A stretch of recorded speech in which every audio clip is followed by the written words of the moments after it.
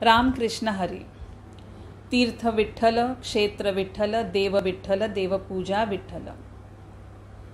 The words of this Abhang depict total surrender at the feet of Lord Vitthal, and we see Vitthal in all and all in Vitthal through this Abhang, which is composed by one of the greatest Varkari saints, Sant Namdev. Sant Namdev had the unique opportunity and a great fortune of travelling to Pandharpur along with Sant Nivruttinath, Jnandev Mauli, Sopan Dev and Sant Muktabai. Coming to this section of Tatiche Abhang by Sant Muktabai, the third Abhang in the series is an eye-opener for all those people who feel that they have renounced, they have taken sannyas, but have they really taken sannyas is what remains to be answered. Let us see her Abhang line by line. Vari Bhagwa Zhala Name, Antari Vashya Kela Kame. Vari Bhagwa means even though a person, a sannyasi as he calls himself, or a sadhu, who wears a saffron cloth or an ochre colored cloth. Saffron is the color of renunciation. We won't go into too much of the science dealing with the color saffron and so on, but it is a more believable theory that in ancient times the rishis, munis and the sannyasis or sadhus used to be in the forest in their ashrams. When they would travel to the other ashram, they would carry a torch of fire, that is a mashal, with them. As it was difficult to carry the fire, the flame of the torch with them every time, they would wear a very strikingly different color from the greenery around, and that would be the orange color. So possibly because orange was considered a very striking color among the green, and it had resemblance to the flaming fiery color, that's why saffron was generally considered to be the color of renunciation, color of the sadhus or sannyasis. Anyway, keeping aside this theory, what Muktai wants to tell us is Vari Bhagwe, that means Bhagwa is the saffron color. So even if a person wears a saffron color cloth just to show the outside world that he has renounced from everything, internally if his desires are still there, if he's still going to nurture those desires, then it is of no use, she says. We'll take a small incidence here. An old sadhu, a realized master, and his disciple, a young disciple, were traveling through a forest, and on the way they saw a lady, a young lady, who was shivering in the cold, and she said she had to reach the other side, but there was a river in between. She could not cross the river as she was not feeling well. She was down with very high fever, and she had to somehow cross the river and reach to her home. She had come on this side of the forest to gather some firewood, but she was not able to make it back. She requested the sadhu and the young disciple, either one of them should lift her and take her across the river. The young disciple refused to do so, saying that he was a sannyasi. But the elder master picked up the lady and walked across the river and went on the other side and asked her to go back to her home, wherever it was in the other side. All this while, the young disciple was wondering, what type of a master is this? I think I am in the wrong guidance. I am having the wrong guidance. He tells us that we have renounced, but here he is touching a lady and he is carrying her across the river and placing her on the other side of the river. So where has he renounced anything? Feeling a little disappointed, a little disgusted, he somehow takes up the courage to ask his master. He says, Swamiji, you told me that we are sannyasis, we have worn this saffron cloth, and we are not supposed to be in contact with women at all, with any worldly things, and least of all with women. But just now I saw you picking up that woman and taking her across the river. Don't you think you have broken your sannyasi dharma? The master looks at him, smiles and says, I told you to renounce yourself.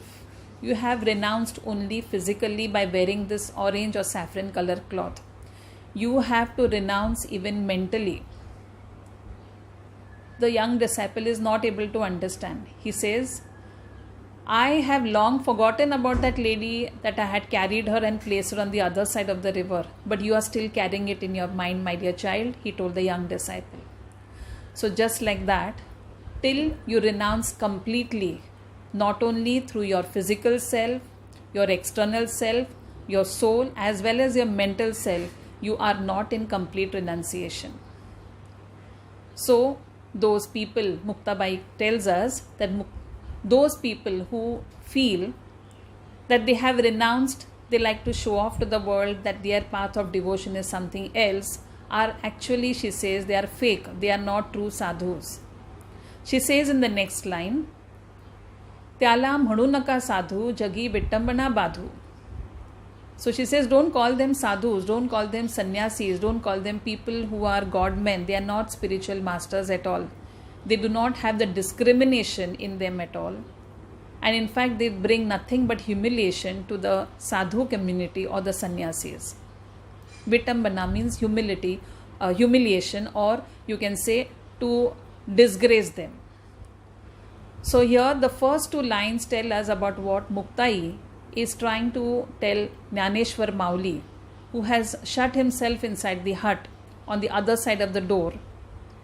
She is trying to tell him from outside that we have seen sadhus, we have seen people who call themselves as godmen or spiritual masters, but they have not given up their material desires yet. Inwardly, they have a lot of things to achieve. Like Ramakrishna Paramhans says, there are 3 types of devotion. In the same way, there are 3 types of renunciations also. The 3 devotions Ramakrishna Paramhans tells us is first the sattvic devotion, where he says a person like himself who does not like to show off to people that he is a great devotee of Mother Kali. In fact, he says, I don't want anyone to know that I pray to her or talk to her. That's why at night when everyone sleeps, I retire into my mosquito net. Ramakrishna Paramhans used to sleep on a bed which was having a mosquito net around it. He says, I would sleep inside it and quietly from there I would talk to Ma Kali. That is sattvic devotion. He talks the second one, that is rajasic devotion. Rajasic means where people like to show off to the world, like we just now spoke about those sadhus who like to show off to the world that they have renounced. So they would like to have people to appreciate them, praise them. These people like to do rituals, they like to show off to people that they have done so and so thing, they have done so many things for God, they have done this type of a prayer, they have done so many beads of rosary. So these are rajasic ones. And the third one he says is tamasic devotion, where people like to, like we have seen sometimes in certain cults, there are whipping of the self or cutting yourself with a very sharp instrument and offering that to the deity. That is called tamasic type of devotion. Muktabai wants to tell us something like that only here, that do not show off to people that you are a renunciate. Be a true renunciate from within. Give up your material desires. You should not feel like aspiring for anything. You should be only having one goal, and that is to connect with him or to know the absolute truth. The next line will come to. She says, आप आपणा शोधूनी घ्यावे, विवेक नांदे त्याच्या सवे.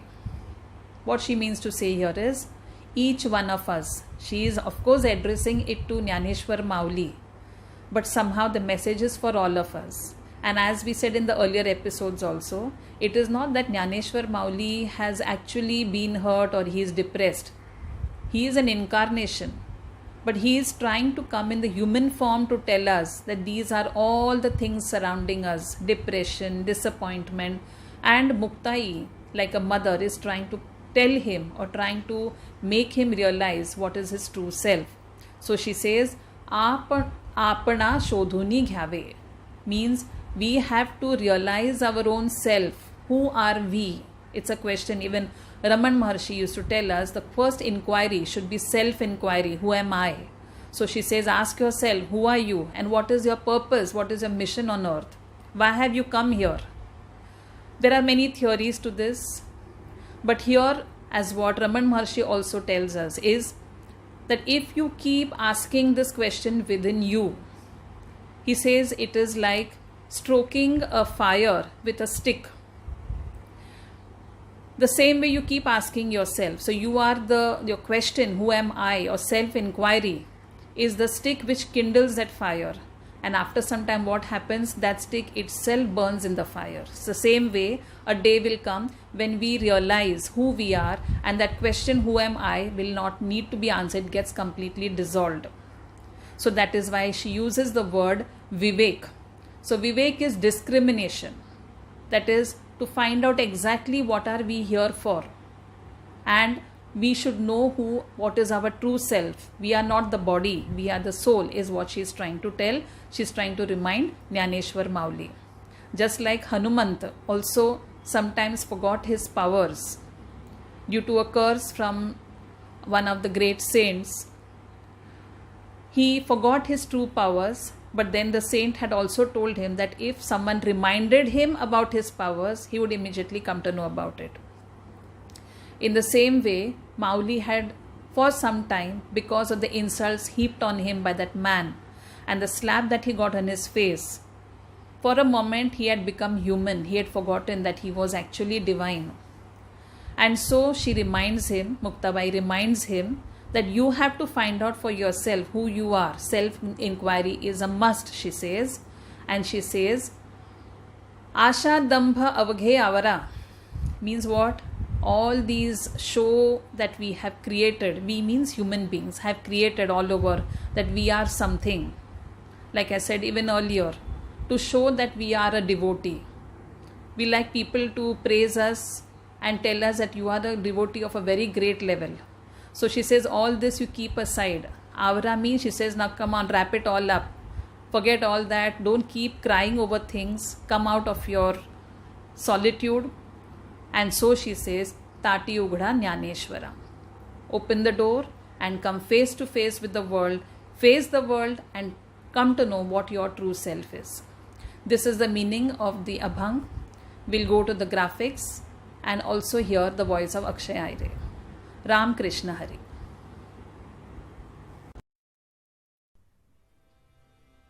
Worry भगवा झाला नामे अंतरी वश्य केला कामे